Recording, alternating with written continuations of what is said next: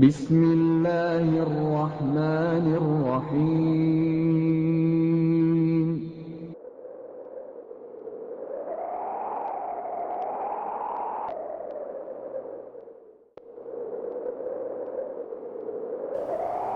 اللہ کے رسول صلی اللہ علیہ وسلم کے بعد جو شخصیت مسلمانوں کی خلیفہ بنتی ہے ان کا نام ابو بکر صدیق رضی اللہ عنہ وارضا ہے۔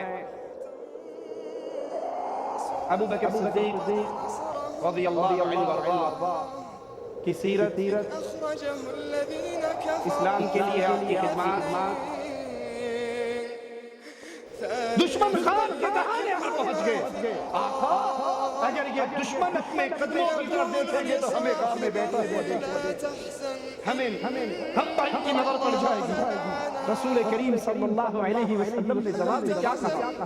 ابو بکر لا تحزن ان اللہ معنا۔ ابو بکر غم کیوں کرتا ہے؟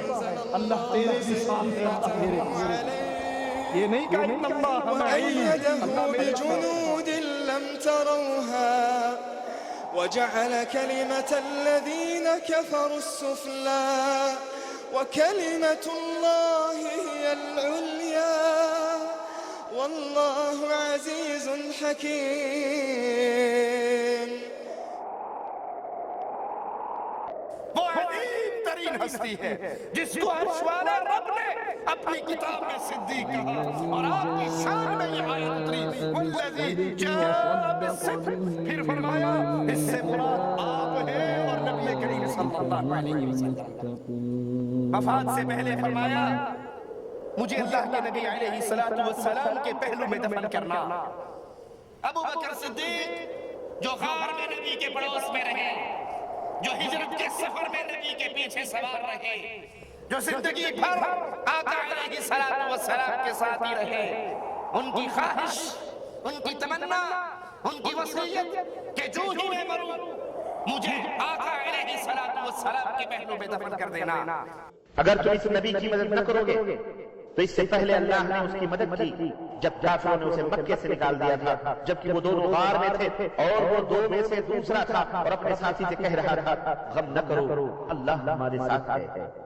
پھر اللہ تعالیٰ نے اس پر اپنی طرف سے سکون قلب نازل کیا اور ایسے لشکروں سے اس کی مدد کی جو تمہیں نظر نہیں آتے تھے، اور کافروں کے قول کو سرنگوں کر دیا، اور بول تو اللہ ہی کا والا ہے اور اللہ ہر چیز پر غالب اور حکمت والا ہے۔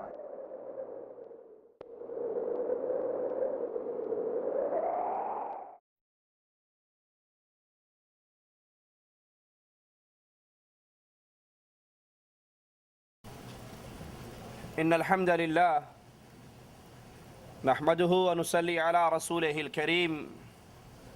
اعوذ باللہ من الشیطان الرجیم، بسم اللہ الرحمن الرحیم۔ قل هو اللہ احد اللہ الصمد لم یلد ولم یولد ولم یکن له کفوا احد۔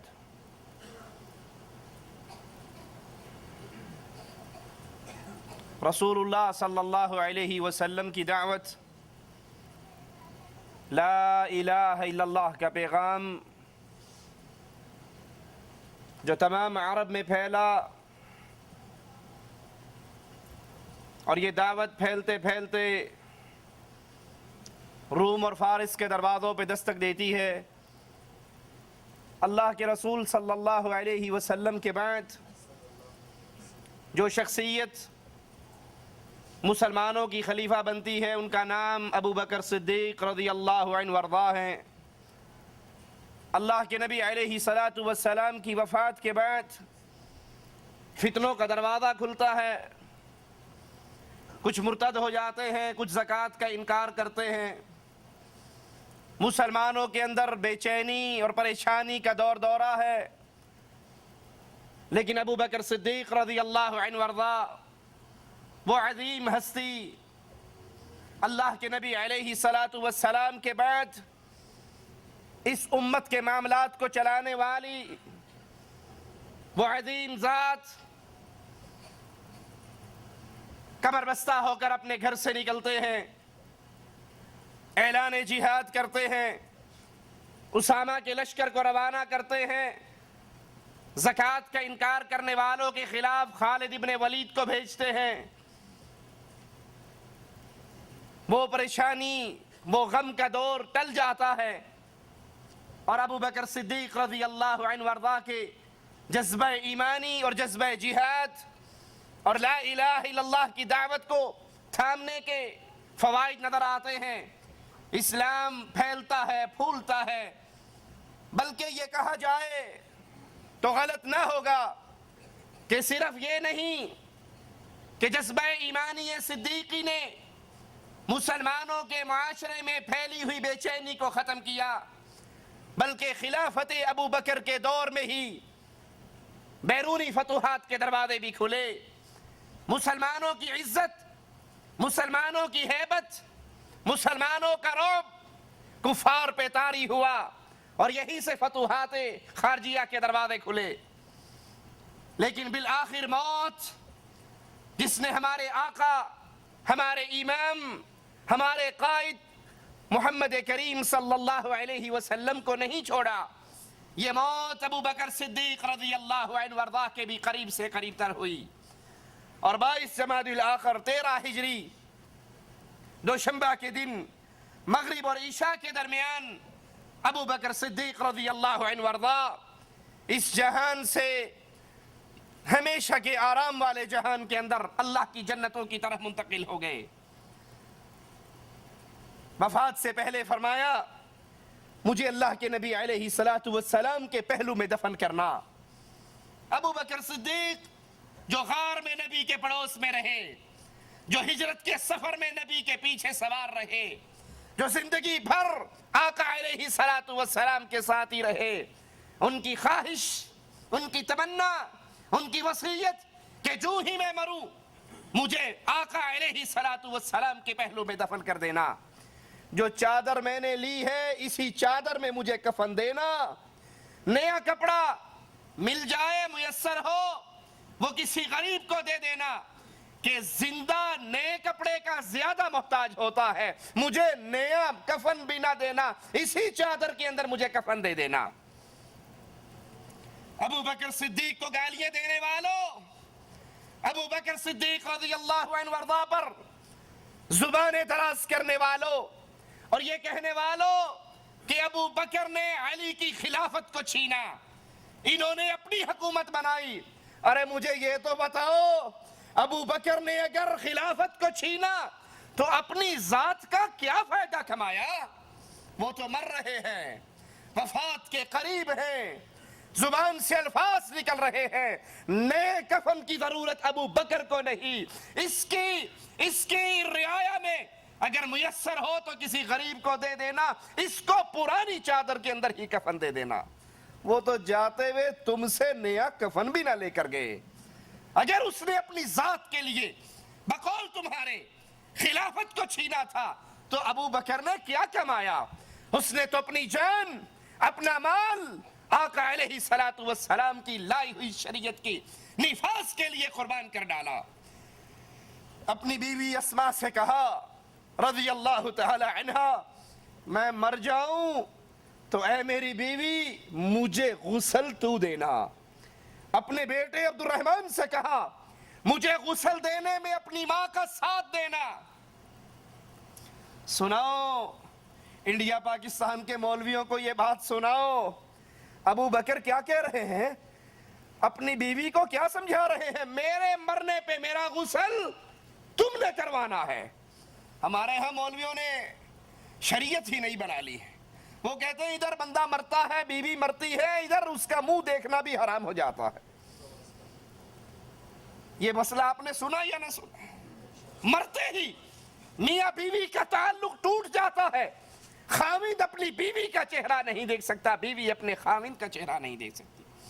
یہ مولویوں نے اپنے پیٹ کی جہنم بھرنے کے لیے بنایا ہے، کیونکہ انہیں پتا ہے اگر لوگوں کو غسل ان کی بیویوں نے دینا شروع کر دیا ہماری دال روٹی کہاں سے چلے گی؟ ہمیں وہ مرنے کے بعد جو میت کی چارپائی، میت کا بستر، میت کے جوتے، میت کے کپڑے اس مردہ خور مولوی کو ملتے ہیں، پھر وہ ہمیں نہیں ملیں گے. مسئلہ ہی بنا دو کہ مرنے کے بعد خاوند اپنی بیوی کے چہرے کو نہیں دیکھ سکتا، بیوی اپنے خاوند کے منہ کو نہیں دیکھ سکتی۔ اور یہاں صدیق اکبر ابو بکر رضی اللہ عنہ وارضا اپنی بیوی اسماء سے کہہ رہے ہیں میں مر جاؤں تو مجھے غسل تو دینا، اے میرے بیٹے عبد الرحمن اپنی ماں کا ساتھ دینا۔ اپنے مال میں سے 5واں حصہ ابو بکر صدیق رضی اللہ عنہ وارضا نے خیرات کرنے کی وصیت کی، اور پھر فرمایا خلافت کی ابتدا سے اس وقت تک سنو ذرا صدیق کائنات کی بات کو، ان پہ تہمتیں لگانے والوں، زبانیں دراز کرنے والوں، گالیاں دینے والوں، ان پر طنز کرنے والوں، ابو بکر مرتے ہوئے کیا کہہ رہے ہیں؟ اے میری آل اولاد، میں نے ابتدائے خلافت سے لے کر آج تک بطور خلیفہ مسلمانوں کے بیت المال سے جتنا پیسہ لیا ہے وہ سارا میرے مال میں سے واپس کر دو۔ ابو بکر رضی اللہ عنہ وارضا خلافت کا بوجھ سنبھالنے کے بعد گھر کے معاملات کو چلانے کے لیے کپڑے کے تاجر تھے، کپڑا لے کر بازار میں بیچنے کے لیے نکلے۔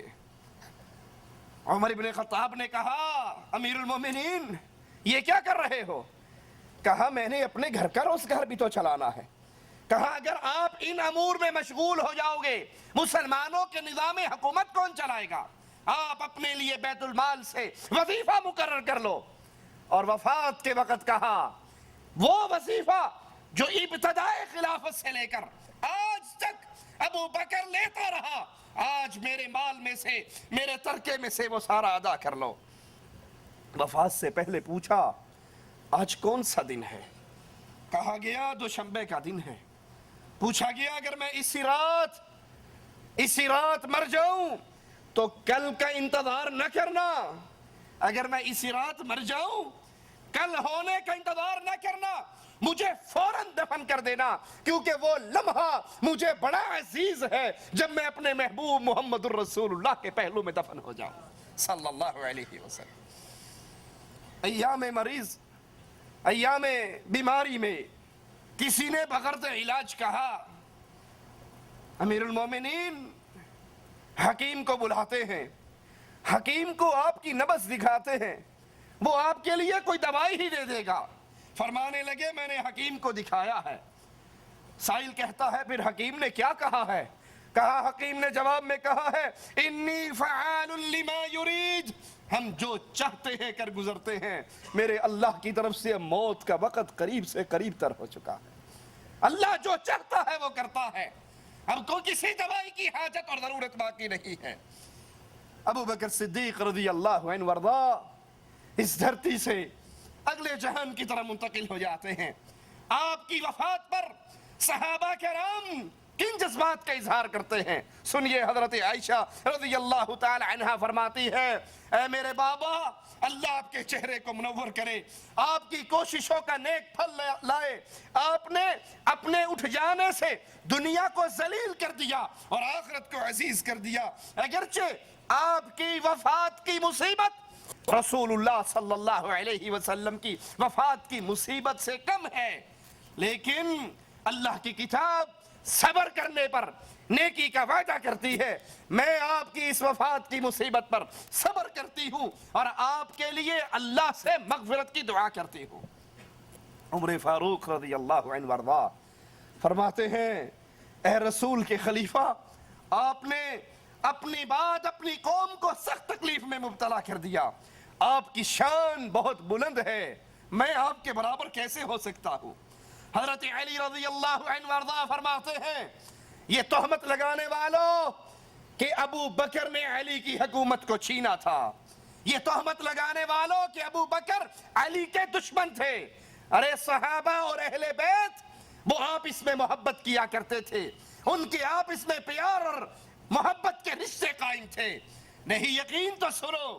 علی فرماتے ہیں رضی اللہ عنہ وارضا اے ابو بکر اللہ آپ پر رحم کرے، اللہ کی قسم سب سے پہلے اسلام آپ لے کر آئے، سب سے زیادہ ایمان کو آپ نے اپنے دل میں بسایا، اللہ کی مخلوقات میں بہترین مخلوق آپ، اور سب سے زیادہ کامل یقین والے آپ. اسی لیے تو ابو جہل کی بات سن کر کہا تھا اگر تو کہتا ہے میرے آقا نے کہا میں معراج پہ گیا تو سن اللہ کی قسم میرے آقا نے جو کہا وہ سچ کہا. ابو جہل نے کہا دل مانتا ہے عقل مانتی ہے. کہا عقل مانے نہ مانے ابو بکر کا ایمان مانتا ہے کہ محمد جو کہتے ہیں سچ کہتے ہیں. اور علی بھی گواہی دے رہے اے صدیق کائنات اے صدیق اکبر آپ سب سے بڑھ کر کامل یقین والے تھے اور سب سے زیادہ غنی تھے, سب سے بڑھ کر نبی کی حفاظت کرنے والے, اسلام کی خدمت کرنے والے. فضل اور سیرت میں صحبت میں آپ کو اللہ کے نبی سے سب سے زیادہ بڑی نسبت تھی. اللہ آپ کو اسلام رسول اور تمام مسلمانوں کی طرف سے جزائے خیر عطا فرمائے.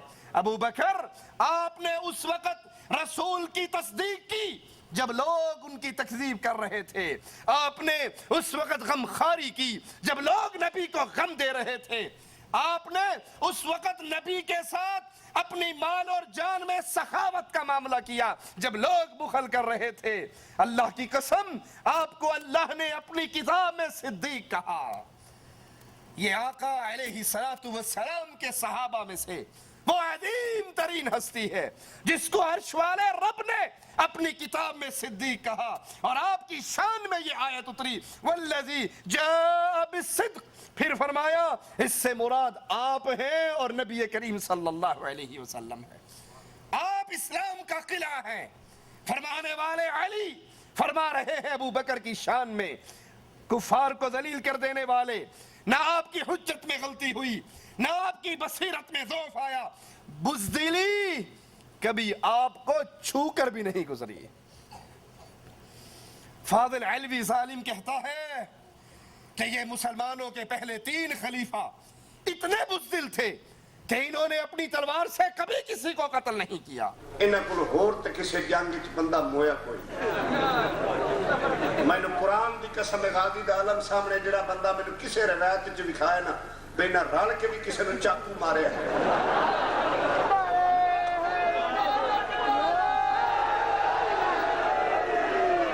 میں مذہب چھوڑ دے سا تے وقت بہن نو کٹا. یہ تہمت لگا رہا ہے صدیق اکبر پہ اور علی مرتضی گواہی دے رہے ہیں.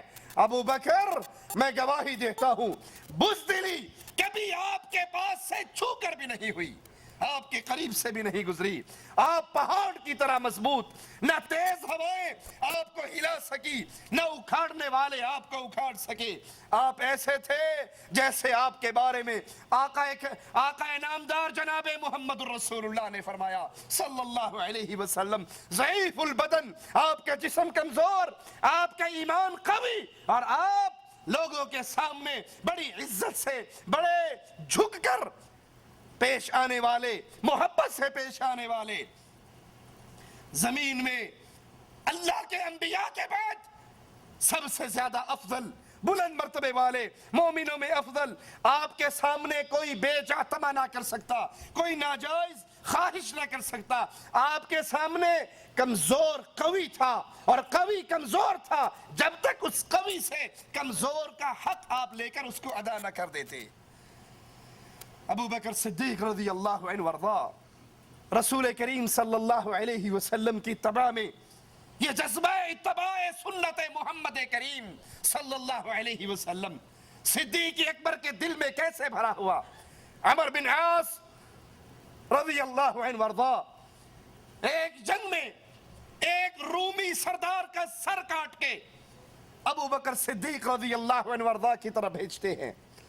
ابو بکر صدیق رضی اللہ عنہ وارضا جواب میں حضرت عمر بن عاص کو منع کرتے ہیں کہ ایسا دوبارہ نہ کرنا.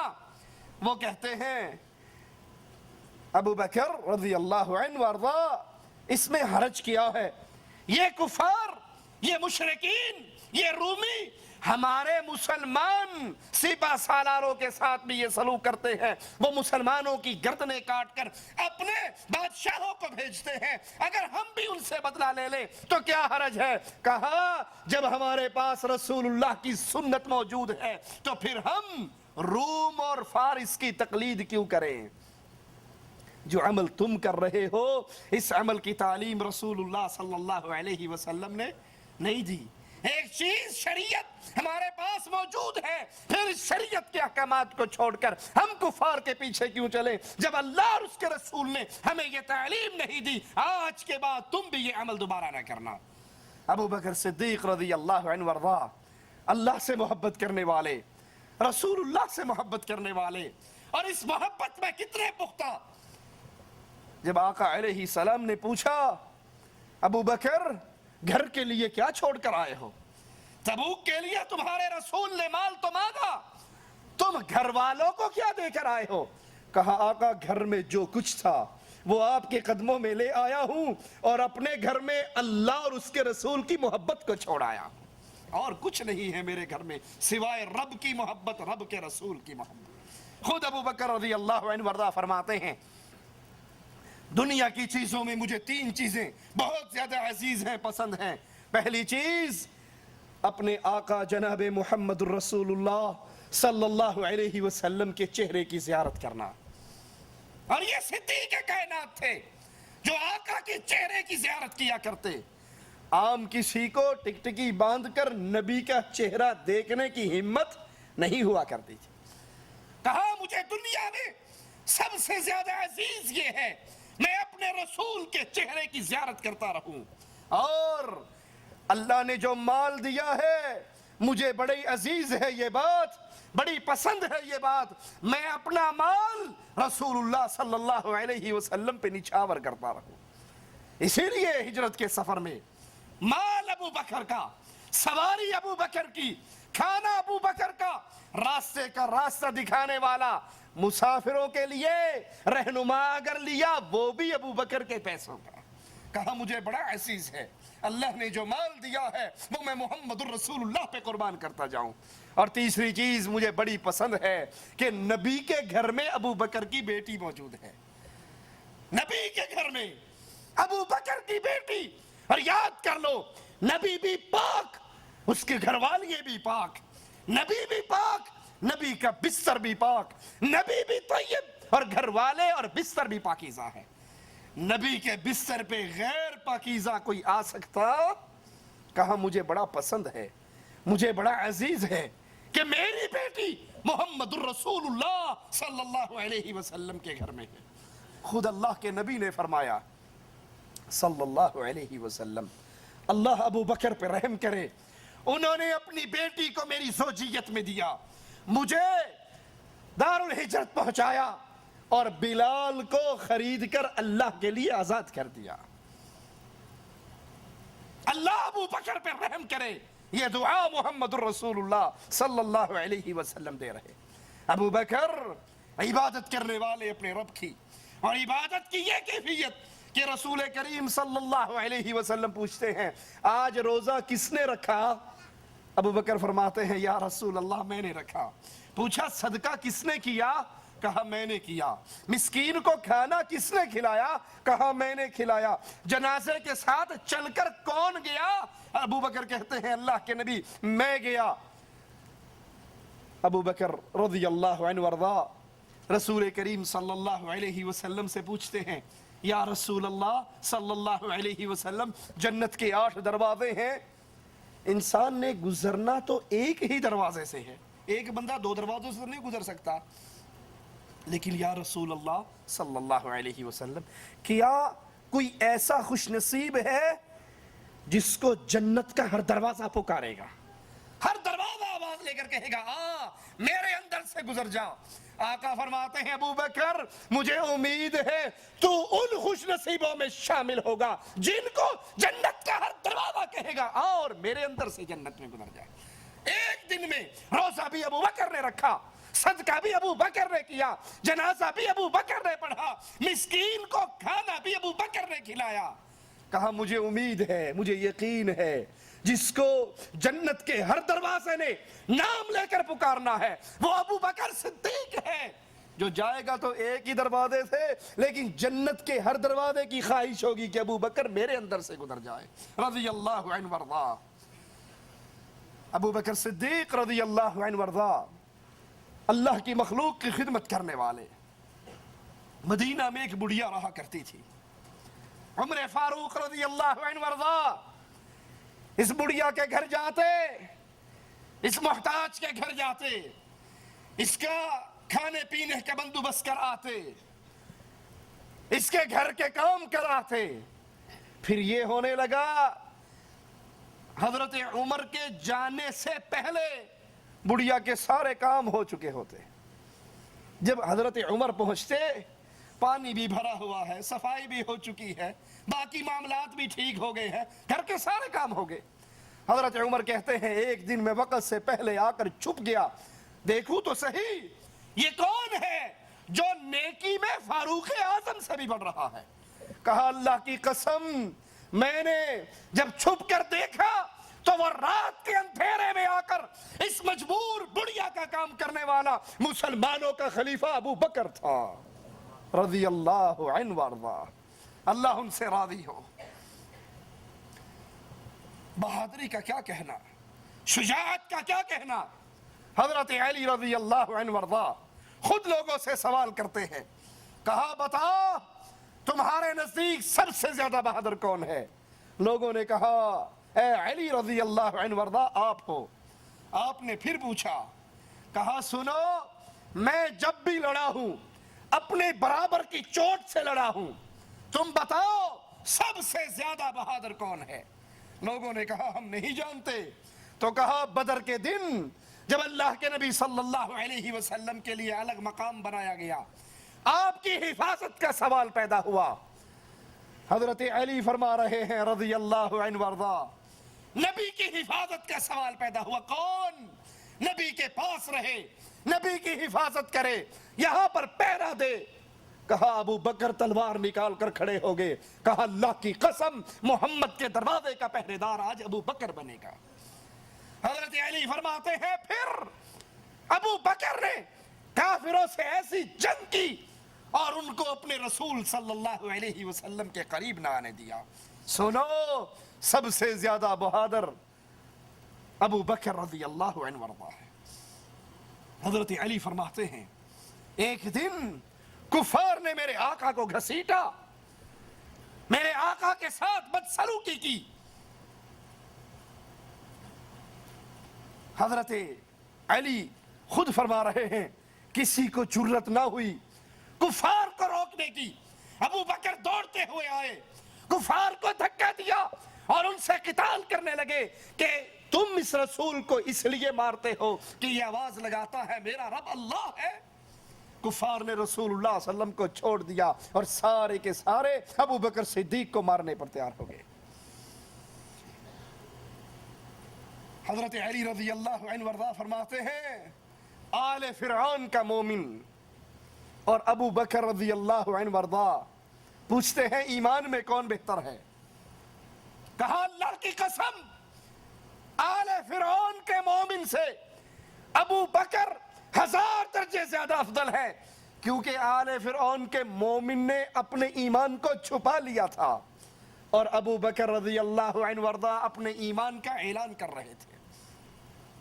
وہ ایمان چھپا کر بیٹھا تھا اور یہ ایمان کا اعلان کیا کرتے تھے، لا الہ الا اللہ کی آوازیں کو بلند کرتے تھے۔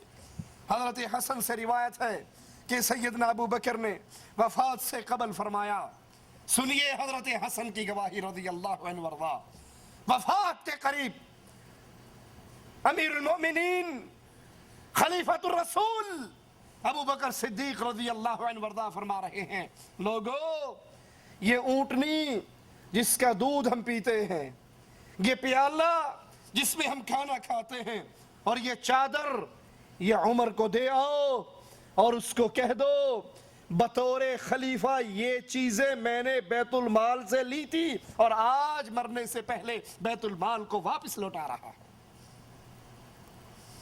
تم کہتے ہو علی کی خلافت پہ قبضہ کیا، ارے اگر اس نے قبضہ کیا اپنے لیے کیا بنایا؟ اپنے لیے کون سے محلات کھڑے کیے؟ اپنے آرام اور آسائش کے کیا سامان اکٹھے کیے؟ وہ تو مرتے ہوئے اونٹنی، ایک پانی کھانے کا پیالہ اور ایک چادر اس کو بھی عمر کے پاس بھیجتے ہوئے کہتے ہیں واپس بیت المال میں سے میں نے لیا تھا، میرے بعد جو خلیفہ بنے گا یہ چیزیں اس کو دے دینا۔ حضرت عمر رضی اللہ عنہ وارضا ان چیزوں کو دیکھ کر رو پڑے اور کہنے لگے ابو بکر پہ اللہ رحم فرمائے، خلافت کا کام کتنا مشکل بنا دیا، جو بیت المال کا پیالہ بھی اپنے گھر چھوڑ کر نہ مرا، جو بیت المال کی اونٹنی اپنے دروازے میں بندی ہوئی چھوڑ کر نہ مرا، جو ایک چادر بیت المال کی واپس دے کر مرا، تم اس کے خلاف زبان نکالتے ہو۔ رسول کریم صلی اللہ علیہ وسلم کا فرمان سنیے اور پھر اس فرمان کی روشنی میں ابو بکر صدیق رضی اللہ عنہ وارضا کی شان کو تولیے۔ اللہ کے نبی علیہ السلام فرماتے ہیں تم میں امامت وہ کروائے، قوم کا امام وہ بنے جو سب سے زیادہ قرآن کا عالم ہو۔ امام کون بنے؟ جو قرآن کا زیادہ عالم ہو۔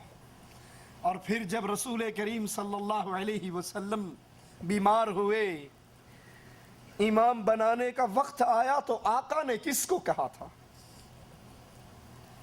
عباس کو کہا، علی کو کہا، حسن کو کہا، حسین کو کہا، کس کو کہا؟ ابو بکر صدیق رضی اللہ عنہ وارضا۔ اور رسول امام وہ بنتا ہے جو قرآن کا سب سے بڑا عالم ہو۔ تو ثابت ہوا کہ تمام صحابہ، انصار اور مہاجرین، ان سب میں قرآن کا سب سے بڑا عالم ابو بکر صدیق رضی اللہ عنہ وارضا تھے۔ اسی لیے جب قرآن کی یہ سورت نازل ہوئی تھی، اذا جاء نصر اللہ والفتح ورأيت الناس يدخلون في دین اللہ افواجا، ابو بکر صدیق اس سورت کو سنتے ہیں اور کہتے ہیں اے نبی میرے ماں باپ آپ پہ قربان ہو جائیں۔ یہ کہا اور رونے لگ گئے۔ لوگوں نے کہا اس بوڑھے کو دیکھو، کتنی خوشی کی بات ہے کہ دین اسلام پورا ہو رہا ہے، مسلمانوں سے مدد کے وعدے پورے ہو رہے ہیں، لوگ لشکر در لشکر اسلام میں داخل ہو رہے ہیں، اور یہ ابو بکر رو رہے ہیں۔ آپ نے کہا جس کو میں سمجھا ہوں تم نہیں سمجھ سکے۔ جب اسلام غالب ہو جاتا ہے، اسلام پورا ہو جاتا ہے، تو پھر اس نبی کی حاجت اس دنیا پہ باقی نہیں رہتی۔ جہاں اللہ کی نعمت پوری ہوئی ہے وہاں اس آیت میں یہ پیغام بھی ہے کہ اب جناب محمد کریم صلی اللہ علیہ وسلم ہم سے جدا ہونے والے ہیں۔ جب نبی فوت ہو گئے، صحابہ نے کہا سب سے زیادہ قرآن کا علم، قرآن کا فہم ہمارے اندر صرف ابو بکر صدیق کو تھا، ان سے زیادہ قرآن سمجھنے والا کوئی نہ تھا۔ اسی لیے رسول کریم صلی اللہ علیہ وسلم نے ان کو تمام صحابہ کی موجودگی میں امام بنایا۔ حضرت عائشہ رضی اللہ تعالی عنہ ایک موقع پر اپنے بابا کو ان الفاظ میں یاد کرتی ہیں، واللہ میرے والد سے کوئی بلند سے بلند ان کو چھو بھی نہ سکتا تھا، وہ مضبوط قلعہ دراز سایہ تھے، انہوں نے تمہاری مدد کی جب تمہیں ضرورت پڑی، وہ آگے بڑھے جب تم سست ہوئے، فتنے پھیلے تو ابو بکر صدیق رضی اللہ عنہ وارضا اپنے گھر سے اسلحے سے لیس ہو کر ننگے قدموں نکلے اور کہا سنو، اگر آج کوئی نہیں لڑے گا تو اکیلا ابو بکر اللہ کی توحید کے لیے آج جہاد کے لیے نکل چکا ہے۔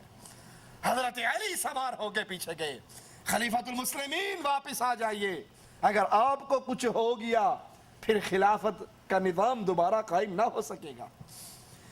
تمہاری مان لیں کہ اہل بیت کی دشمنی تھی ابو بکر سے، تو جب ابو بکر جہاد کے لیے نکل رہے تھے، حضرت علی کو تو کہنا چاہیے تھا نا چھیتی جاوے جان چھوٹے، میرا راستہ صاف ہوئے، وہ پیچھے کیوں گئے تھے؟ انہوں نے منتیں کیوں کی تھی؟ وہ واپس لے کر کیوں آئے تھے؟ تم جھوٹ بولتے ہو، علی سچ کہتے ہیں۔ علی اور صحابہ کی محبتیں تھی، پیار تھا، اسی لیے حضرت علی ابو بکر صدیق کے پیچھے نکلے۔ حضرت عائشہ فرماتی ہے بچپن، جوانی، بڑھاپے میں میرے بابا قریش کے نامور مردوں میں سے تھے، وہ محتاجوں کی مدد کرتے، وہ اسیروں کو رہائی دلاتے، ان کا تعلق اللہ سے بہت قوی تھا، یہاں تک کہ انہوں نے اپنے گھر میں مسجد بنائی تھی۔ ابو بکر صدیق رضی اللہ عنہ وارضا اپنے گھر کی مسجد میں قرآن کی تلاوت کرتے، کفار کے نوجوان آپ کا قرآن سنتے، اللہ سے اتنی محبت، اپنے گھر کے اندر مسجد بنائی، باطل پرستوں نے توحید کو مٹایا تو ابو بکر صدیق رضی اللہ عنہ وارضاہ نے اس کو زندہ کیا، اس کو قائم کیا۔ عائشہ فرماتی ہے میرے بابا کا ایمان کفار پہ بہت بھاری تھا، قریش نے ان کی طرف کمانیں کھڑی کی، اپنے تیر سوتے، انہوں نے سارے حربے استعمال کر لیے، لیکن میرے بابا کو دین اسلام کی تبلیغ سے باز نہ کر سکے۔ اور اللہ میرے بابا سے اتنا راضی ہوا کہ اللہ نے اپنے رسول پہ خرچ کرنے کے لیے ابو بکر کے مال کو پسند کیا۔ نبی پہ جہاں خرچے کا معاملہ آتا ابو بکر صدیق خرچ کرنے میں سب سے آگے ہوتے۔ اور وفات رسول کے بعد جب شیطان اپنے لشکروں کے ساتھ مسلمانوں پہ حملہ آور ہوا، کوئی مرتد ہو رہا ہے، کوئی زکوٰۃ کا انکار کر رہا ہے، تو حضرت عائشہ رضی اللہ تعالی عنہا فرماتی ہے یہ میرے بابا تھے جنہوں نے تلوار کی، جہاد کی تلوار کو بلند کیا۔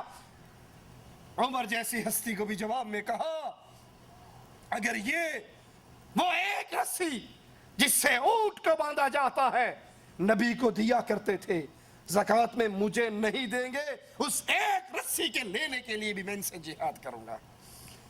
ابو بکر وہ عظیم ہستی جس کی وفات سے ایک خلا بنا تو اس کو پر کرنے کے لیے اپنی جیسی ہی سیرت اور کردار والے عمر بن خطاب کو اس مقام پر فائز کیا۔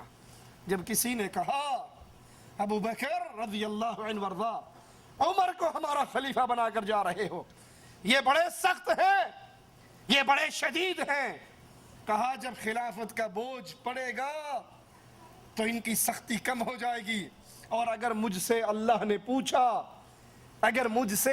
پوچھا مسلمانوں کا معاملہ کس کے حوالے کر کے آئے ہو، میں کہوں گا اللہ اپنے بعد تیرے نبی کے صحابہ میں سب سے افضل عمر ابن خطاب کو اپنے نبی کے صحابہ کا معاملہ دے کر آیا۔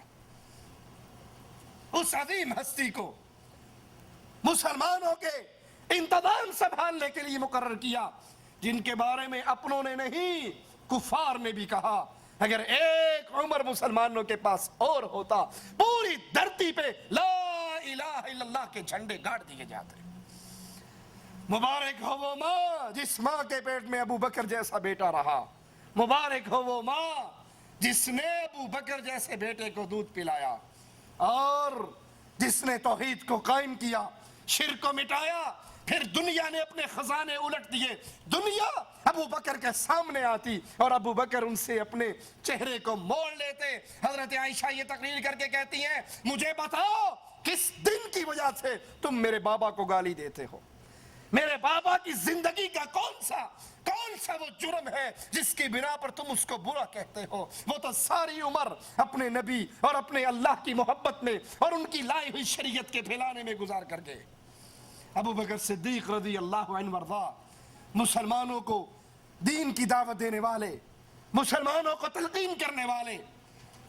سلمان فارسی سے کہا نماز کی تلقین کرتے ہوئے کہ اے سلمان اللہ کا خوف کیا کرو، وہ قریب ہے وقت جب سب کچھ چیز چھپی ہوئی چیزیں واضح ہو جائیں گی، ظاہر ہو جائیں گی اور لوگ معلوم کر لیں گے ہر چیز میں تمہارا کیا حصہ ہے، تم نے کیا کھایا اور کیا چھوڑا ہے۔ یہ سمجھ لو جس نے 5 وقت نماز ادا کی وہ صبح سے شام تک اللہ کی حفاظت میں آ گیا، پھر اس کو کون مار سکتا ہے؟ اور جس نے اللہ کے ساتھ عہد شکنی کی وہ الٹے منہ کر کے دوزخ میں لٹکا دیا جائے گا۔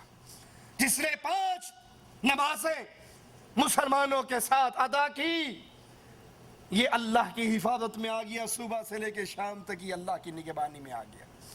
اب جو بندہ اللہ کی نگہبانی میں ہو اس کا کوئی کچھ بگاڑ سکتا ہے؟ اور جس نے ان نمازوں کو ترک کیا اس نے اپنے اور اللہ کے درمیان عہد کو توڑ ڈالا، اب اس کا ٹھکانہ الٹا کر کے جہنم میں لٹکایا جانا۔ والدین کے حقوق کے بارے میں ابو بکر صدیق کی کتنی عظیم تعلیمات ہیں۔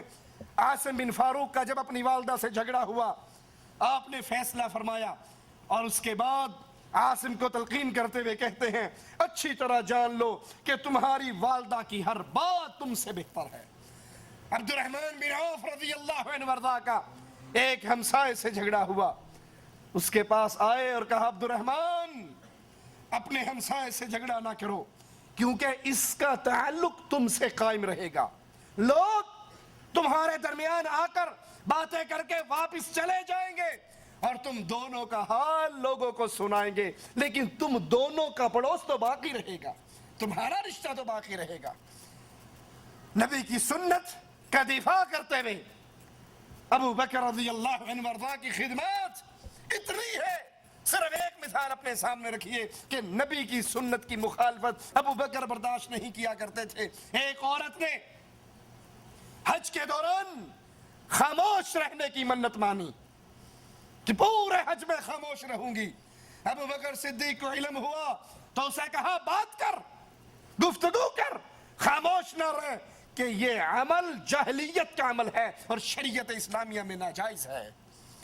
آج ہمارے ہاں بھی پیروں نے روزے رکھے ہوتے ہیں نا، چپ شاہ، پیر چپ شاہ۔ حویلی لکھا سے آگے جاؤ، دیپال پور سے حویلی لکھا کی طرف جاؤ تو راستے میں ایک دربار ہے، میں نے خود دیکھا ہے، پیر چپ شاہ۔ کیوں جی؟ بڑی پہنچی ہوئی سرکار ہے، 9 سال سے چپ کا روزہ رکھا ہے، مگر انشاءاللہ پکا ہی چپ ہو جائے۔ یہ چپ کا روزہ رکھنا، یہ خاموش رہنا، یہ مراقبے اور چلے کاٹنا، اس کی تعلیم ابو بکر صدیق رضی اللہ عنہ وارضاہ اس کو کیا کہتے ہیں کہ یہ جاہلیت کا عمل ہے، زمانہ جاہلیت میں ہوا کرتا تھا، شریعت نے اس کو ناجائز قرار دے دیا۔ یہ پیر چوپشاہ آج بڑے پہنچے ہوئے پیر ہیں شریعت کے اندر، یہ اللہ کے رسول صلی اللہ علیہ وسلم کے گستاخ ہیں، یہ نبی کی شریعت کے مقابلے پہ اپنی شریعت بناتے ہیں۔ لشکر شام پہ جب یزید بن ابی سفیان کو سپہ سالار بنا کر رخصت کیا تو رخصتی کے وقت فرمایا سنو، کسی عورت کو قتل نہ کرنا، کسی معذور کو قتل نہ کرنا، کسی بوڑھے کو قتل نہ کرنا، پھلدار درختوں کو نہ کاٹنا، کھیت نہ اجاڑنا، کھجور کے درخت کو جڑ سے نہ کاٹنا اور نہ جلانا، اسراف نہ کرنا اور بخل بھی نہ کرنا۔ اپنے عمراء کو اللہ کے نبی صلی اللہ علیہ وسلم کی تعلیمات سنا کر پھر میدان جہاد کے لیے روانہ کرتے۔ مسلمان کے خون کی قیمت ابو بکر صدیق کی نظر میں کتنی تھی؟ ایک شخص ابو بکر صدیق رضی اللہ عنہ وارضاہ پر کے ساتھ گفتگو کرتا ہے، ابو بکر اس میں ناراض ہو جاتے ہیں، دوسرے صحابی کہتے ہیں اللہ کے نبی کے خلیفہ اس شخص کی گردن کاٹ دو۔ آپ نے کہا سنو، رسول اللہ صلی اللہ علیہ وسلم کے بعد ایسا کرنے کی کسی اور کو اجازت نہیں ہے، یہ مقام صرف محمد الرسول اللہ کا مقام تھا۔ ان کے ساتھ جو گستاخی کرے اس کی گردن کاٹ دی جائے گی، یہ مقام محمد ہے، اب اس کے بعد کسی اور کے لیے لائق نہیں ہے۔ مسلمان کی خون کی حرمت، اگر ان کی شان دیکھنا چاہتے ہو تو قرآن حکیم کی آیت ثانی اثنین اذ ہما فی الغار اذ یقول لصاحبہ لا تحزن ان اللہ معنا، دو جب غار کے اندر اور دو میں سے دوسرا اپنے ساتھی سے کہہ رہا غمگین مت ہو ان اللہ معنا۔ ابو بکر کو گالیاں دینے والوں، ابو بکر کی تکذیب کرنے والوں، اور نعوذ باللہ ثم نعوذ باللہ معاملہ تکفیر تک پہنچ چکا ہے، لوگ آج ابو بکر کے ایمان کا انکار کرتے ہیں۔ اگر تمہاری بات مان لی جائے، قرآن کی اس آیت کا کیا ترجمہ کرو گے؟ رسول صلی اللہ علیہ وسلم ابو بکر سے کہہ رہے، قرآن کے الفاظ گواہی دے رہے، لا تحزن ان اللہ معنا، غم کیوں کرتے ہو؟ اللہ ہمارے ساتھ ہے۔ اگر نبی ایمان والے تھے اور ابو بکر نعوذ باللہ بقول تمہارے اہل ایمان میں سے نہیں تھے، پھر قرآن کیوں کہہ رہا ہے ان اللہ معنا، اللہ ہمارے ساتھ ہے؟ نبی کو یہ کہنا چاہیے تھا ان اللہ معی، رب میرے ساتھ ہے۔ جس طرح اللہ اپنے رسول کے ساتھ، اسی طرح وہی اللہ کی معیت اس وقت ابو بکر صدیق رضی اللہ عنہ وارضا کو حاصل تھی. ان کا ایمان بنی اسرائیل کے ایمان سے بہت بڑا ہوا تھا. جب موسیٰ علیہ السلام بنی اسرائیل کو لے کر چلے, فرعون کا لشکر پہنچا, بالکل وہی منظر, سامنے سمندر ہے, پیچھے فرعون کا لشکر ہے, اور ادھر بھی غار کے اندر راستہ بند ہے. غار میں ابو بکر اور رسول اللہ ہیں, اور غار کے منہ پر کفار موجود ہیں. وہ بھی کہنے لگے, بنی اسرائیلی بھی, اے موسیٰ ہمارا دشمن تو آ گیا. موسیٰ علیہ السلام کہنے لگے, انما یا ربی, میرے ساتھ میرا اللہ ہے. یہ نہیں کہا کہ ہمارے ساتھ اللہ ہے, صرف اپنا کہا. انما یا ربی, میرے ساتھ اللہ ہے. بنی اسرائیل کو موسیٰ سے وہ نسبت نہیں ہوئی تھی جو ابو بکر کو محمد کے ساتھ تھی صلی اللہ علیہ وسلم. میرے آقا نے یہ نہیں کہا ان اللہ معی, کہا ابو بکر لا تحزن ان اللہ معنا. غم کیوں کرتا ہے؟ اللہ تیرے بھی ساتھ ہے, اللہ میرے بھی ساتھ ہے, اللہ ہم دونوں کے ساتھ ہے. بخاری و مسلم میں ہے, رسول اللہ صلی اللہ علیہ وسلم نے پوچھا تم میں سے روزے دار کون؟ ابو بکر نے فرمایا میں. پوچھا جنازے کے ساتھ کون چلا؟ ابو بکر نے فرمایا میں. پوچھا محتاج کو کھانا کس نے کھلایا؟ ابو بکر نے کہا میں نے. پوچھا بیمار کی عیادت آج کس نے کی؟ ابو بکر نے کہا میں نے. آپ نے فرمایا سنو, جس میں یہ 4 باتیں اکٹھی ہو جائیں, محمد کریم گواہی دے رہے ہیں, وہ بندہ جنتی ہے. اور یہ 4 باتیں ابو بکر صدیق میں موجود تھی. بخاری و مسلم میں ہے, رسول اللہ صلی اللہ علیہ وسلم نے فرمایا حقوق صحبت کی ادائیگی اور مال خرچ کرنے میں تمام لوگوں سے بڑھ کر محمد پر احسان صرف ابو بکر نے کیا ہے رضی اللہ عنہ وارضا. اور سنو, میں ابو بکر سے اتنا راضی ہوں, اگر میں نے اللہ کے علاوہ کسی اور کو خلیل پکڑنا ہوتا, ابو بکر کو میں خلیل پکڑتا. اسی لیے جب کسی نے پوچھا تھا آقا سب سے زیادہ محبت کس سے ہے؟ کہا عائشہ سے ہے رضی اللہ تعالی عنہا. پوچھا آقا مردوں میں کس سے ہے؟ کہا اس کے بابا صدیق اکبر سے ہے. کہا اگر اللہ کے علاوہ میں نے کسی اور کو خلیل پکڑنا ہوتا تو پھر میں ابو بکر کو اپنا خلیل پکڑتا. صحیح بخاری میں ہے, حدیث پہ ذرا غور کرنا, اور غور کر کے سن کے سمجھ کے آگے بھی سنانا. ایک بڑھیا آئی, ایک عورت آئی, اللہ کے نبی صلی اللہ علیہ وسلم سے کسی مسئلے میں گفتگو کرنے لگی. آپ نے کہا بی بی اگلے سال آنا. کب آنا؟ اگلے سال آنا. اس نے کہا اللہ کے نبی اگر میں اگلے سال آئی اور آپ فوت ہو گئے, اگر میں آئی اور آپ, گستاخ ہے وہ جو یہ کہے نبی مر گئے, واجب القتل ہے, گستاخ رسول ہے وہ جو نبی کی موت کا عقیدہ رکھے. سنے مولویوں کے فتوے یا نہیں سنے؟ اور یہ صحابیہ ہے, یہ بھی بابن تھی, یہ کہہ رہی نبی میں آؤں اور آپ مر چکے ہوئے, میں آپ کو نہ پاؤں, میں آؤں اور آپ فوت ہو چکے ہو, پھر میں کیا کروں؟ کہنا چاہیے تھا پھر میری قبر پہ آ جانا, میری قبر پہ چلا کاٹ لینا, میری قبر پہ کھڑی ہو کر جیسے ہمارے ہاں پیر صاحب تعلیم دیتے ہیں, مولوی ذکریہ صاحب لکھتے ہیں فضائل میں, فضائل اعمال میں, مرید اور پیر دونوں بیٹھے ہوئے, پیر صاحب کے مرنے کا وقت آ گیا, اس نے مرید سے کہا بھی چنگا پھر میں تے چلا.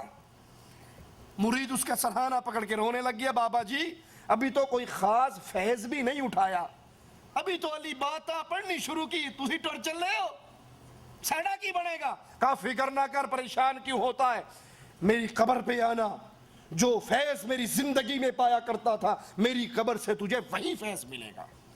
مرید بھی کہتا ہے کہ پھر میں نے پیر صاحب کی قبر پہ چلا کاٹا, جو ان کی زندگی میں فیض پایا کرتا تھا وہی قبر سے فیض ملتا رہا. اس حدیث میں کتنے عقیدوں کا رد ہے؟ پہلی بات, وہ مواحدہ عورت کہہ رہی ہے میں آؤں آپ کو نہ پاؤں، آپ اگر مر گئے فوت ہو گئے۔ نبی کے بارے میں موت کا عقیدہ رکھنا گستاخی، وگرنہ نبی کی صحابیہ کیسے گستاخی کرتی۔ دوسری بات، نبی نے اس عورت کو قبر پرستی کی تعلیم نہیں دی، اپنی قبر پہ آنے کی تعلیم نہیں دی، دربار پرستی کی تعلیم نہیں دی، بلکہ جب اس نے کہا اے نبی اگر میں آؤں اور آپ نہ ملے تو میں کیا کروں، کہا اگر میرے بعد آئے تو پھر ابو بکر کے پاس آنا۔ تیسرا مسئلہ بھی ثابت ہو گیا، نبی کے بعد نبی کے مسلح پہ کون، نبی کے مقام چھوڑے ہوئے اس مقام پہ نبی کا خلیفہ کون بنے گا۔ آپ کو کہنا چاہیے تھا بی بی میں نہ ہوں، تو آئے تو پھر تو مولا علی کے پاس آ جانا۔ وہ مولوی صاحب بیان کرتے ہوئے کہتے ہیں نا، جب اللہ کے نبی معراج پہ پہنچے تو عرش پہ بھی ایک پردہ پڑا ہوا تھا، پوچھا یہ پردہ کیسا ہے، اللہ یہ پردہ کیسا ہے، اللہ نے پردہ ہٹا دیا، پیچھے مولا علی بیٹھے ہوئے تھے، نعرہ حیدری، کہا اسی علی کی شان بتانے کے لیے تجھے یہاں بلایا ہے۔ ایک ذاکر کہتا ہے ہم نے سارے انبیاء کی سیرت کو دیکھا، ہمیں مولا علی جیسا نبیوں میں بھی کوئی نہیں ملا، لا حول ولا قوت الا باللہ، انا للہ و انا الیہ راجعون۔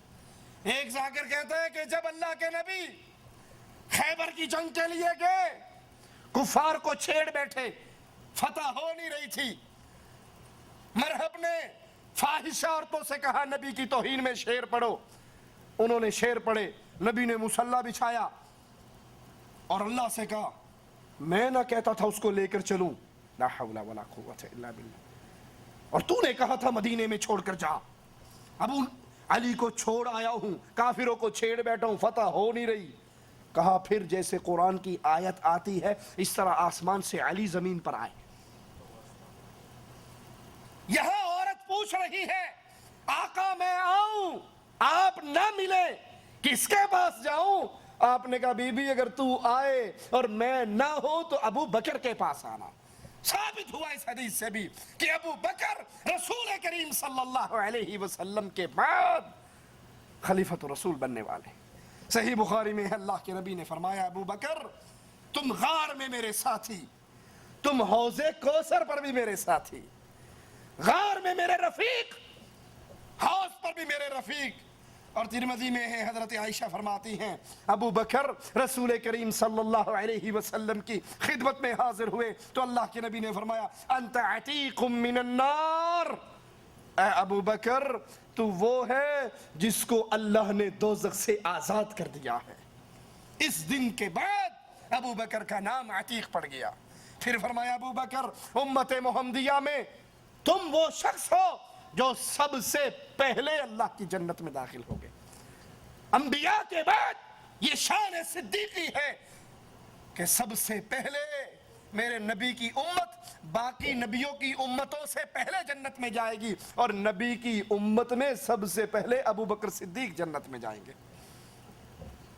فاروق اعظم فرماتے ہیں ابو بکر ہم سب کے سردار، ہم سب سے بہتر، رسول اللہ کو ہم سب سے زیادہ پیارے، اور حضرت علی فرماتے ہیں ہم نیکی میں ابو بکر سے کبھی نہیں بڑھے۔ ربیع بن یونس کا قول ہے ابو بکر کی مثال سابقہ کتابوں میں بارش سے دی گئی، جہاں بارش پڑتی نفع بخش ہوتی۔ انبیاء سابقین کے اصحاب میں سے مجھے کوئی بھی ایسا نظر نہیں آیا جو ابو بکر کے برابر ہو۔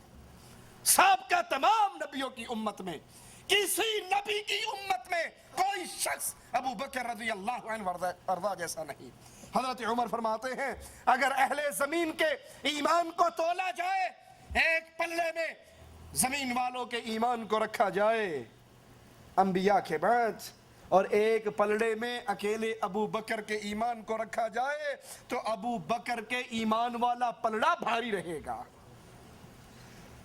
ابو بکر ہر مسئلے میں ہم سے سبقت لے جانے والے اور بزرگی کے اندر بھی ہم سے زیادہ۔ محمد بن زبیر فرماتے ہیں میں نے حسن بصری سے عرض کی کہ بعض لوگوں کے دلوں میں شکوک پیدا ہو گئے، آپ میری تسلی کروا دیں کہ یا رسول اللہ صلی اللہ علیہ وسلم نے ان کو خلیفہ بنا دیا تھا؟ ابو بکر کو خلیفہ بنا دیا تھا، یہ سن کر حسن بصری غصے میں آ گئے اور کہنے لگے تمہیں اس میں شک ہے؟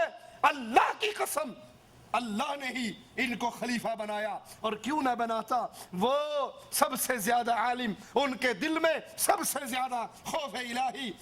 ابن مسعود رضی اللہ عنہ وارضاہ فرماتے ہیں اگر غور سے دیکھا جائے عقل و فراست میں 3 آدمی سب سے بڑے ہوئے، اور ان 3 میں سے ایک ابو بکر صدیق تھے رضی اللہ عنہ وارضاہ۔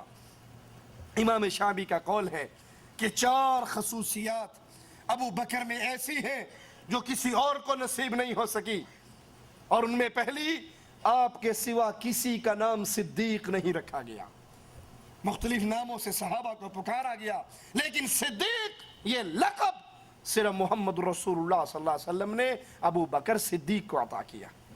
نمبر 2، غار کے اندر رفاقت کا شرف صرف ابو بکر رضی اللہ عنہ وارضاہ کو ملا۔ نمبر 3، اللہ کے نبی نے اپنی زندگی میں امام صرف ابو بکر رضی اللہ عنہ وارضاہ کو بنایا۔ اور نمبر 4، ہجرت کے سفر میں رفاقت صرف صحابہ میں سے ابو بکر رضی اللہ عنہ وارضاہ کو نصیب ہوئی۔ سیدنا ابو بکر کی ایک اور خصوصیت کہ 4 نسلیں ابو بکر کی صحابیت کا شرف پاتی ہیں، 4 نسلیں ابو بکر کی شرف صحابیت پاتی ہیں۔